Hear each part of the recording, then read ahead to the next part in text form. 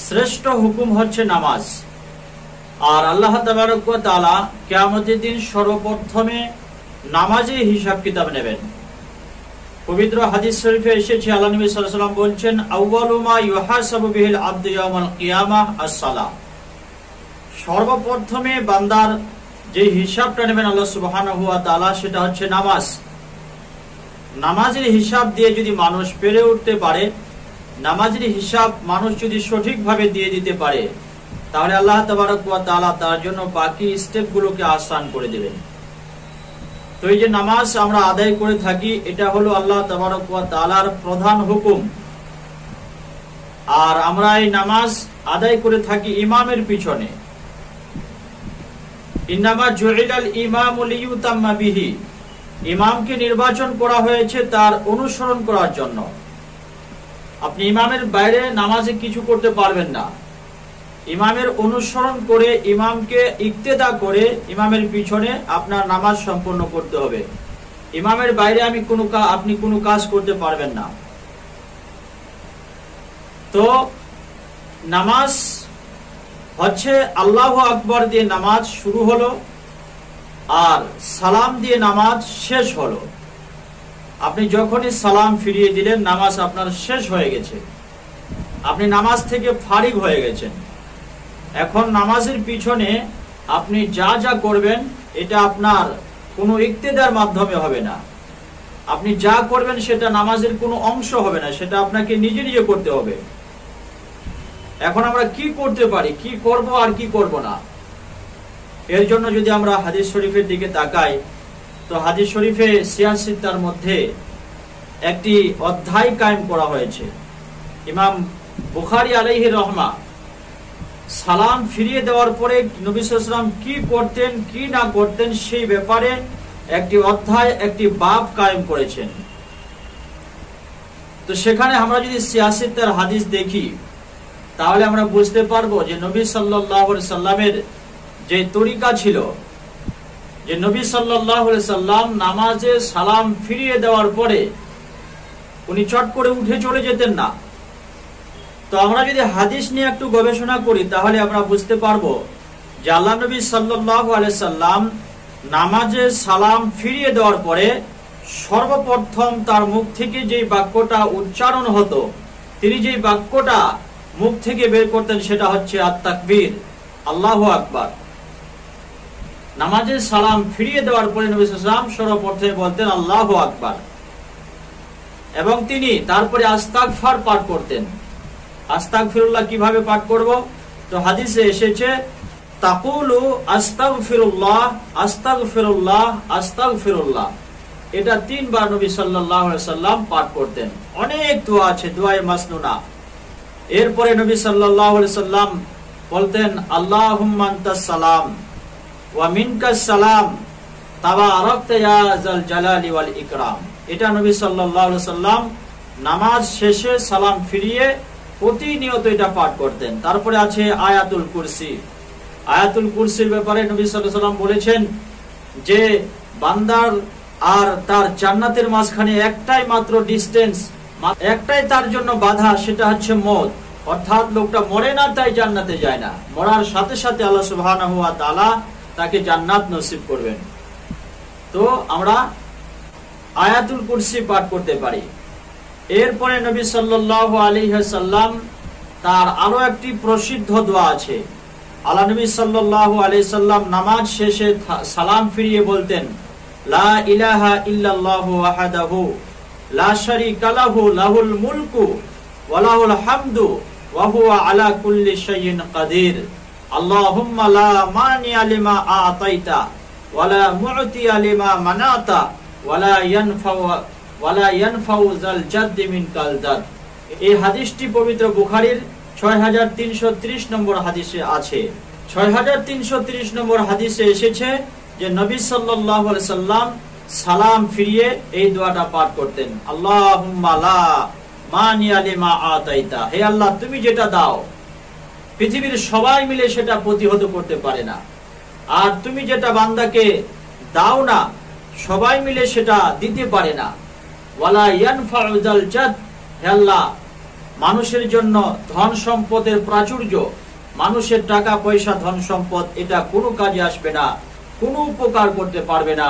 মানুষের আমলটা একমাত্র তার পাথেও হবে।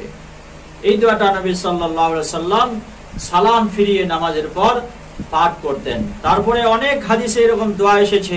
তারপরে আরো একটি দোয়া এসেছে, আল্লাহ নবী সাল্লাল্লাহু আলাইহি ওয়াসাল্লাম বলছেন, মান সাব্বাহাল্লাহা ফি দুবুরি কুল্লি সালাতিন সালাসা ওয়া সালাসিনা ওয়া হামিদাল্লাহা সালাসা ওয়া সালাসিনা ওয়া কাব্বারাল্লাহা সালাসা ওয়া সালাসিনা ফাতিলকা তিসআতু ওয়া তিসউন। আল্লাহ নবী সাল্লাল্লাহু আলাইহি সাল্লাম সুবহানাল্লাহ পড়তেন 33 বার এবং আলহামদুলিল্লাহ পড়তেন 33 বার এবং আল্লাহ এবং আল্লাহু আকবার 33 বার পাঠ করতেন। ফাতিলকা তিসআতু ওয়া তিসউন, এই হলো মোট 99 বার। তারপরে নবী সাল্লাল্লাহু আলাইহি ওয়াসাল্লাম 100 বার আবার পাঠ করতেন। ওয়াকালা তামামাল মিয়া, 100 বার নবী সাল্লাল্লাহু আলাইহি ওয়াসাল্লাম যেটা পাঠ করতেন সেটা হলো লা ইলাহা ইল্লাল্লাহু ওয়াহদাহু লা শারীকা লাহু লাহুল মুলকু ওয়া লাহুল হামদু ওয়া হুয়া আলা কুল্লি শাইইন কাদির। এটা নবী সাল্লাল্লাহু আলাইহি ওয়াসাল্লাম পাঠ করতেন। আর এটার ব্যাপারে বলা হয়েছে গুফিরাত খাতায়াহু ওয়া ইন কানা মিসলা জাবাদিল বাহর। এর ব্যাপারে এসেছে যে বান্দার এত পরিমাণ যদি গুনাহ থাকে, এত পরিমাণ যদি গুনাহ থাকে, তার গুনাহ যদি সমুদ্রের ফেনা সমতুল্য হয়ে যায়, এটা পড়ার কারণে আল্লাহ সুবহানাহু ওয়া তাআলা তার গুনাহ মাফ করে দেবেন। কতই না দামি দামি দোয়া এসেছে ফরজ সালাতের সালাম ফিরিয়ে দেওয়ার পরে, যেগুলো নবী সাল্লাল্লাহু আলাইহি সাল্লামের সহিহ হাদিসের মাধ্যমে প্রমাণিত যে এই দোয়াগুলো নবী সাল্লাল্লাহু আলাইহি সাল্লাম প্রতিনিয়ত পাঠ করতেন। তারপরে আরো একটি হাদিস এসেছে, আল্লাহ নবী সাল্লাল্লাহু আলাইহি সাল্লামের একজন প্রসিদ্ধ সাহাবা ছিলেন যার নাম হলো মুআজ রাদিয়াল্লাহু তাআলা আনহু। আল্লাহ নবী সাল্লাল্লাহু আলাইহি সাল্লামের প্রসিদ্ধ সাহাবা হযরতে মুআজ, তাকে একদিন ডেকে বলছেন, ইয়া মুআজ ওয়াল্লাহি ইন্নী লা উহিব্বুকা, হে মুআজ খোদার কসম আমি তোমাকে খুব ভালোবাসি। আবার বলছেন আল্লাহি লা ইন্নী উহিব্বুকা, হে মুআজ আমি তোমাকে খোদার কসম খুব ভালোবাসি। দুইবার খোদার কসম দিয়ে বললেন আমি তোমাকে খুব ভালোবাসি। তৃতীয় নম্বরে বলছেন ইয়া মুআজ ইন্নী উসিকা, আমি তোমাকে একটা জিনিসের ওসিয়ত করছি, আমি তোমাকে একটা জিনিসের উপদেশ দিচ্ছি। সেটা কি? লা তাদআন্না ফি দুবুরা কুল্লি সালাত, যেটার ব্যাপারে আমি তোমাকে ওসিয়ত করছি সেটা তুমি ফরজ নামাজের পরে কখনো ছাড়বে না। যে জিনিসটার ব্যাপারে আমি তোমাকে ওসিয়ত করতে যাচ্ছি সেই জিনিসটাকে তুমি ফরজ নামাজের পর কখনো ছাড়বে না। লা তাদআন্না, কখনো ছাড়বে না। সেটা কি? আল্লাহ নবী সাল্লাল্লাহু আলাইহি ওয়াসাল্লাম তাকে বললেন আল্লাহুম্মা আইন্নি আলা যিকরিকা ওয়া শুকরিকা ওয়া হুসনি ইবাদিক। হে মুআজ, সেটা হলো যে তুমি বলবে আল্লাহুম্মা আইন্নি আলা যিকরিকা ওয়া শুকরিকা ওয়া হুসনি ইবাদাতিক। হে আল্লাহ তুমি আমাকে সামর্থ্য দাও, হে আল্লাহ তুমি আমাকে শক্তি দাও, যাতে আমি তোমার বেশি বেশি করে জিকির করতে পারি, যাতে আমি তোমার বেশি বেশি করে অনুসরণ করতে পারি। ওয়া শুকরিকা, এবং আমাকে শক্তি দাও, আমাকে সামর্থ্য দাও, যাতে আমি তোমার বেশি বেশি করে শুকরিয়া আদায় করতে পারি। ওয়া হুসনি ইবাদাতিক, এবং যাতে করে আমি তোমার বেশি ভালো ইবাদত করতে পারি। এই দোয়াটা হাদিসে এসেছে। নবী সাল্লাল্লাহু আলাইহি সাল্লাম হযরতে মুআজ রাদিয়াল্লাহু তাআলা আনহুকে লক্ষ্য করে বলছেন, হে মুআজ এই দোয়াটা তুমি ফরজ নামাজের পর কখনো ছাড়বে না। এই দোয়াটি আবু দাউদ শরীফের 1522 নম্বর হাদিসে এসেছে। এবং আরো একটি হাদিস আপনাদের সামনে আমি উপস্থাপন করব। হাদিসটি হযরতে উকবা ইবনে আমির রাদিয়াল্লাহু তাআলা আনহু থেকে এসেছে। বলছেন, আন উকবা ইবনে আমির রাদিয়াল্লাহু তাআলা আনহু قال আমারানি রাসূলুল্লাহ সাল্লাল্লাহু আলাইহি ওয়াসাল্লাম বিল মুআউযিজাত দুবুরা কুল্লি সালাত। হযরতে উকবা ইবনে আমির রাদিয়াল্লাহু তাআলা আনহু বলছেন যে আল্লাহ নবী সাল্লাল্লাহু আলাইহি ওয়াসাল্লাম আমাকে হুকুম করেছেন যাতে আমি ফরজ সালাতের পরে আমি মুআউযিজাত পাঠ করি, অর্থাৎ কুল আউযু বিরাব্বিল ফালাক, কুল আউযু বিরাব্বিন নাস এবং কুল হু আল্লাহু আহাদ। এই তিনটা সূরা আমি যেন ফরজ সালাতের পরে পাঠ করি। অসংখ্য দোয়া যেগুলো সহিহ হাদিস থেকে প্রমাণিত। আল্লাহ নবী সাল্লাল্লাহু আলাইহি সাল্লাম যেই দোয়াগুলি ফরজ সালাতের পরে প্রতিনিয়ত পাঠ করতেন এবং সেই দোয়াগুলি মাসনুনা, আমাদের কর্তব্য ছিল যে আমরা ফরজ নামাজের পরে সালাম ফিরিয়ে এই দোয়াগুলোতে আমরা মনোনিবেশ হওয়া, এই জিকির আজগার গুলোতে এই ওজিফা গুলো পাঠ করা আমাদের খুবই কর্তব্য ছিল। কিন্তু আজ মানুষের মধ্যে দোয়ার প্রতি একটা অমনোযোগিতা, একটা অবজ্ঞা এসেছে। কিছু কিছু মসজিদে দেখা যাচ্ছে যে মানুষ সালাম ফিরিয়ে গরু ছাগলের মতো উঠে চলে যাচ্ছে। মানে মসজিদে জোর করে তাকে রাখা হয়েছে, মনে হচ্ছে মসজিদে সে যতক্ষণ ছিল তার উপরে জুলুম হচ্ছিল, এমন একটা পরিবেশ। কিন্তু আল্লাহ নবী সাল্লাল্লাহু আলাইহি সাল্লাম পবিত্র জবানে বলছেন, আহাব্বুল বিলাদি ইলাল্লাহি তাআলা মাসাজিদুহা। পৃথিবীতে যত জায়গা আছে, যত প্লেস আছে, সুন্দর সুন্দর জায়গা আছে, সব থেকে দামি জায়গা হলো আল্লাহর ঘর, এই মসজিদ। এই মসজিদে মানুষ যতক্ষণ পর্যন্ত থাকবে তার উপর আল্লাহর খাস রহমত, খাস শান্তি বর্ষিত হবে। তো আমরা ফরজ সালাতের পরে, ফরজ নামাজের সালাম ফিরিয়ে দেওয়ার পরে আমরা সবাই এই দুআয়ে মাসনুনা বলে আমরা পাঠ করব এবং সেগুলোর আমরা মনোযোগী আমরা হব এবং সেগুলো আমরা প্রতিনিয়ত পাঠ করার চেষ্টা করব এবং আমরা আল্লাহ তাবারক ওয়া তাআলার কাছে দোয়া করব, হাত তুলে মুনাজাত করব। কারণ আদ-দুআ হুয়াল ইবাদা, এই দোয়ার নামাজের সাথে কোনো সম্পর্ক নাই, নামাজের কোনো অংশও না। আমি আপনাদেরকে আগে বলেছি যে আল্লাহু আকবার দিয়ে নামাজ শুরু, সালাম দিয়ে নামাজ শেষ হয়ে গেছে। এখন আপনি যা করবেন আপনাকে একাকিত্ব ভাবে করতে হবে, আপনাকে নিজে নিজে করতে হবে। আমরা দোয়া করব। আল্লাহ নবী সাল্লাল্লাহু আলাইহি ওয়াসাল্লাম হাদিসে পাকের মধ্যে বলছেন, সাহাবারা আল্লাহ নবীকে জিজ্ঞাসা করেছেন, আইয়ুদ দুআ ইয়াসমা, যে সব থেকে যে দোয়াটা কবুল হয়, বেশি আল্লাহ পাক শুনেন, এমন দোয়া কোনটা, কোন সময় করলে আল্লাহ পাক সেই দোয়াটাকে সাড়া দেবেন এবং কবুল করবেন। তো হাদিসে পাকের মধ্যে এসেছে, জাওফাল লাইলিল আখির ওয়া দুবুরা সালাওয়াতিল মাকতুবাত। আল্লাহ নবী সাল্লাল্লাহু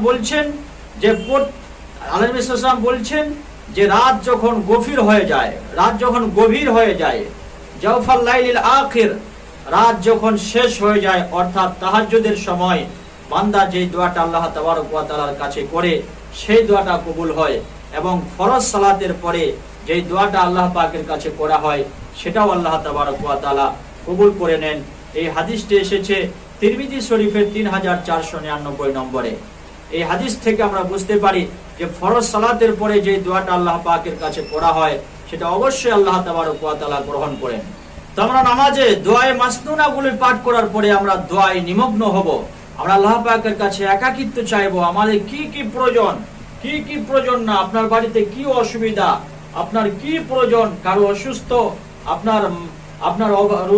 আপনার রুজিতে অভাব অনটন দেখা দিয়েছে, আপনার অসুখ হয়েছে, আপনার শরীর খারাপ হয়েছে, আপনি আল্লাহ পাকের কাছে কাঁদুন, আল্লাহ পাককে বলুন, আল্লাহ পাকের সামনে আরজি পেশ করুন।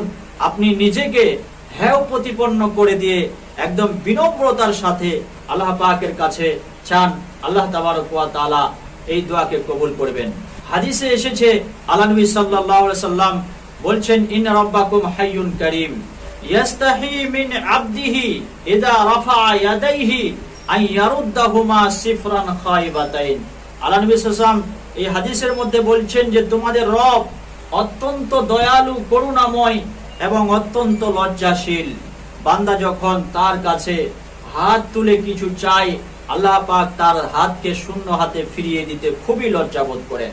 সো আমরা আজকের এই আলোচনা থেকে বুঝতে পারলাম যে একাধিক হাদিস যে নবী সাল্লাল্লাহু আলাইহি ওয়াসাল্লাম নামাজে সালাম ফিরিয়ে দেওয়ার পরেও নবীজি অনেক আমল করতেন এবং এই দুআয়ে মাসনুনা গুলো হাদিস শরীফ দ্বারা প্রমাণিত। আমরা এই দোয়াগুলোর প্রতি মনোনিবেশ করব, আমরা এই দোয়াগুলোর প্রতি যত্নবান হব এবং সেগুলোকে পড়ার চেষ্টা করব ইনশাআল্লাহ।